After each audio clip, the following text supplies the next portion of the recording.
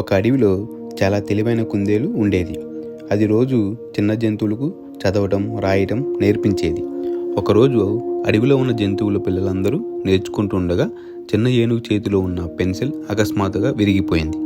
అది చూసి ఏనుగు చాలా బాధపడింది. నా పెన్సిల్ విరిగిపోయింది, ఇప్పుడు నేను ఎలా నేర్చుకుంటాను అని కన్నీళ్లు పెట్టుకుంది.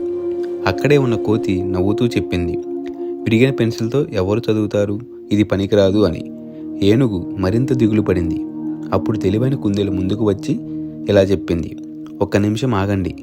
ఆ విరిగిన పెన్సిల్ని చేతిలోనికి తీసుకొని కుందేలు మెల్లగా చెప్పింది, ఈ పెన్సిల్ ఒక గొప్ప పాఠం నేర్పుతుంది. అందరూ ఆశ్చర్యంగా చూశారు. కుందేలు చెప్పింది, పెన్సిల్ విరిగినా దాని లోపల ఉన్న లిడ్ ఇంకా పనిచేస్తుంది. అలాగే మన జీవితంలో కూడా మనం విరిగిపోయామని అనిపించిన మనలోని విలువ, టాలెంట్, సామర్థ్యం ఇంకా ఉంటుంది. విరగడం అంటే ముగింపు కాదు, అది కొత్తగా మొదలుపెట్టే అవకాశం. అది విన్న ఏనుగు మళ్ళీ చిరునవ్వు చిందించింది. విరిగిన పెన్సిల్తోనే మళ్ళీ రాయడం మొదలుపెట్టింది.